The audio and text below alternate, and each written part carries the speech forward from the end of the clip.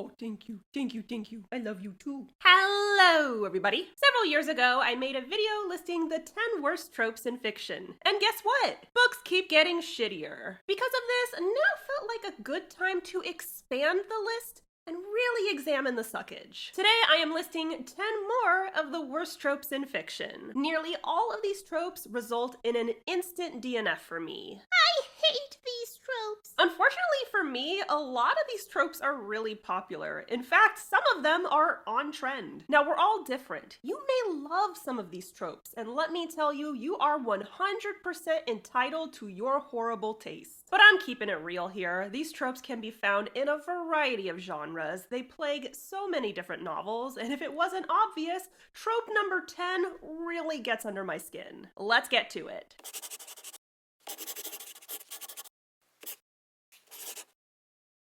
Before we get started, today's video was sponsored by my friends over at Fictionary. Thank you, Fictionary. I love you.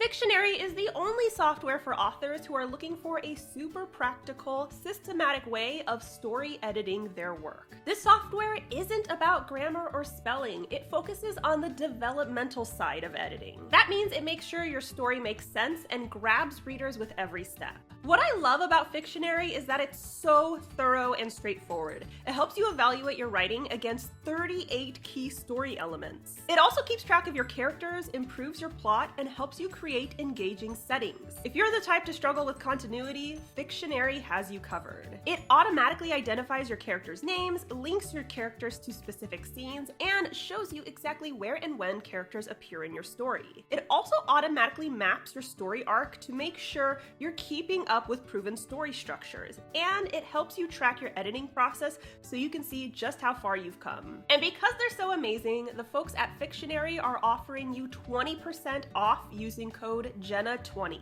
If you want to create an impactful, gripping story that hopefully doesn't have any of the tropes on this list, check out Fictionary and get an extra 20% off by plugging in the discount code. I got it linked below. Don't forget to subscribe to my channel. I post new videos on Wednesdays, and if you want to be alerted as soon as I upload, ring that bell. If you want a guide for writing your book from start to finish, check out Shut Up and Write the Book. It is available in ebook, paperback, hardback, and audiobook. It's available at all major retailers. I got it linked below. If award-winning dark fantasy romance is more your vibe, check out the first 2 books in the Savior series, The Savior's Champion and The Savior's Sister. And you want to check them out soon because The Savior's Army is coming really soon. And now I am breaking down 10 more of the worst tropes in fiction in my humble but completely correct opinion.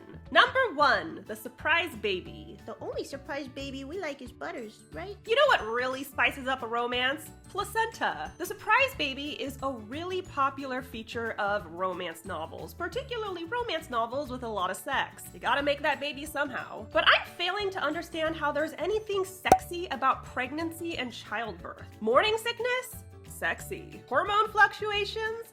Sexy. Swollen feet? Sexy. I think the appeal heavily relies on the daddy kink. Some people are super into a paternal figure, and seeing this man taking care of a pregnant woman to them is swoon-worthy. That's not my jam. Sure, a man who cares for his partner is lovely, but it shouldn't take a pregnancy for that to happen. And isn't caring for your partner just a bare minimum requirement of being a partner? Not to mention the fact that the entire act of pregnancy is not hot at all. Every woman I've known who's been pregnant has shared nothing but mishaps and horror stories. You realize they shit themselves during the delivery, right? Have you ever heard of a mucus plug? Authors, give your characters some condoms and save the baby for the epilogue. This trope isn't giving what you think it's giving. Number 2, she breasted boobily to the stairs and titted downwards. This line is often used to describe male authors who over-sexualize and objectify their female characters. You can usually spot this right away because the author will start talking about the female character's genitals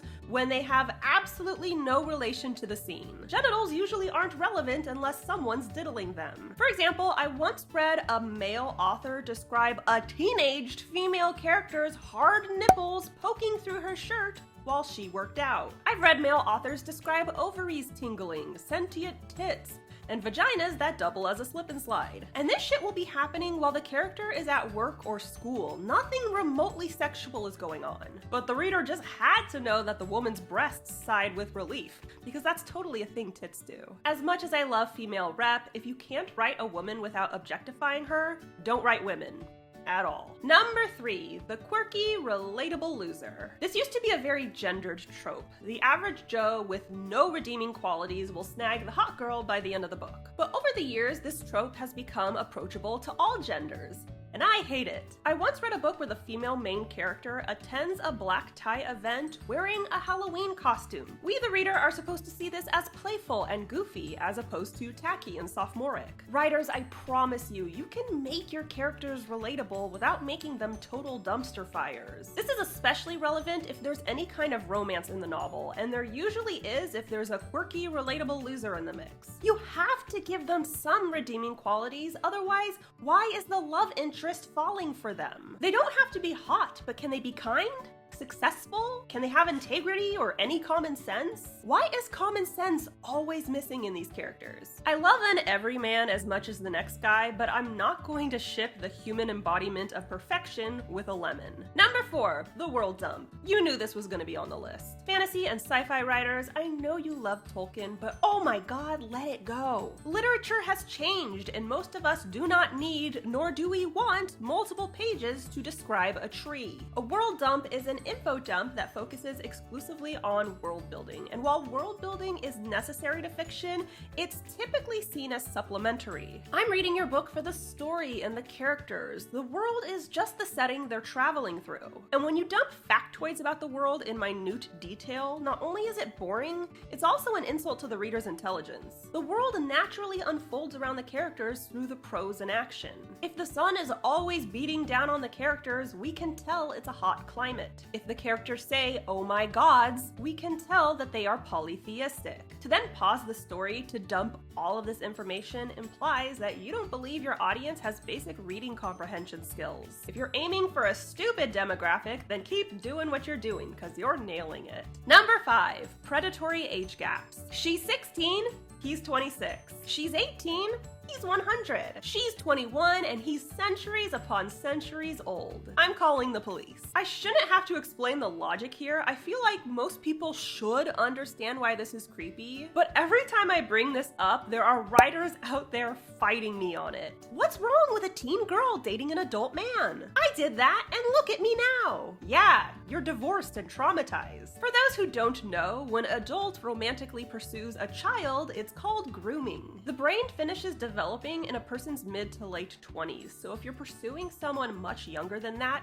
it's a lot easier to mold and manipulate them, which is incredibly dangerous. Now, if there's a massive age gap but both characters are fully mature adults, have at it. But that's never the case in fiction. It's always a literal child with a full-grown adult, or a barely legal girl with a creature that's centuries old. And it's fucking gross. People are gonna argue against this in the comments, but that's probably because they're dating or married to a predator and they don't want to admit it. If the shoe fits, lace it up and wear it. Number 6, the author is clearly an only child. Hey little bro, what's up big sis? I love you little bro. Ew, you're so sappy. But I love you too big sis. Real siblings talk like this all the time. I understand that maybe you don't have sibling experience, but you've met people, right? Don't any of your friends have brothers or sisters? Have you ever heard them refer to their siblings in this way? No, because it's fucking weird. If anything, siblings are more likely to insult each other. I called my older sister Oompa Loompa when we were teenagers because she's shorter than me, and because I'm a bitch. This issue bleeds into best friends as well. Sometimes the friendship dynamic doesn't make any sense. Friends who never disagree, who never poke fun at each other or question their life decisions. Sounds fake, but okay. Number 3. Why do I keep doing this? This is 7. There are 7 fingers. I have a degree in finance. Number 7, the bar is in hell. People really need to up their standards when it comes to fictional men. And real men, but we're not talking about them right now. Have you ever read a book where the male love interest has no problem when women are sexually harassed, unless it's the female main character being sexually harassed, and for some reason that makes him a hero? I sure have. That's actually a staple in a lot of fiction. You'll read about a Viking, a warrior, or a fairy that has no problem when women are groped unless you touch his girlfriend. Then he'll fucking gut you. We love complicit misogyny. And if it's not that shit, it's something else. The love interest treats the woman with the most basic level of decency, and we're expected to throw him a parade. Or the man drugs and assaults her, and we're expected to forgive him because he did it for her own good. Heterosexual women, I am begging you to have at least one standard. Number 8, purple prose. We get it, you need attention. Purple prose is when an author writes in an overly flowery manner to the point where every line reads as poetry. Some writers can pull this off because they have a particularly skilled poetic voice, but most just crash and burn. It's fine if you want to throw some poetic jargon into the mix when it calls for it, but we don't need it for every single goddamn line. Your werewolf erotica ain't that deep, Jessica. Purple prose, when written poorly, and it's usually written poorly, reads as exaggerated and pontifical. The language is confusing and clunky, it's a chore to get through, plus it's just plain cheesy. Number 9, the infantilized woman. She's 4'8" and 100 pounds soaking wet. She's so cute when she's angry, the way she just sticks out her bottom lip and pouts. What are we gonna do? She asked the big strong man, because clearly she can't make any of her own decisions. There was a childlike innocence within her. You could see it in her large blue eyes and her rosy cherubic cheeks. Also the fact that she was literally the size of a child. What is it with writers creating these women who resemble elementary schoolers? When male writers do this, I think, oh, I get it, you're a pedophile. But when female heterosexual writers do this, I'm stumped. What is the appeal of infantilizing your own gender? Turning her into an agency-less child? I got nothing. I read so many books where the leading lady could fit into your pocket, and honestly, it's gross. I feel like inferiority complex and fragile ego have to be a component of this decision. And last but certainly not least, number 10, when limited experience and research seeps into your writing. This isn't so much a trope, but I had to include it because it's so damn awful. Have you ever read a book and thought, bless this writer's heart, they have no idea what they're talking about? I once read a book where the evil ex-girlfriend was a model, because of course she was. And she screamed at her agent over the phone because he didn't land her a high-profile lingerie gig. That's not how the modeling industry works. Agencies have hundreds of models under their wing, and they are in charge, not the model. If you screamed at your agent, you'd probably be dropped immediately. I read another book where the dreamy love interest takes the main character on the most romantic date imaginable, and that elegant, jaw-dropping date was lunch at the Macaroni Grill. Yes, I'm serious. The main character is in awe. She can't believe that her love interest would take her to such a classy, refined establishment. No shade to chain restaurants, some of them are fucking delicious. You can pry the Olive Garden out of my cold dead hands. But I'm also aware that these establishments are not fine dining. They're family restaurants. You can't convince the reader this is the most lavish date imaginable when the menu comes with crayons. And lastly, we gotta talk about sex scenes. Brace yourself. I've read lesbian sex scenes written by men where the women were scissoring. I've read hetero sex scenes written by men where the man literally sticks his tongue in and out of the vagina like a lizard.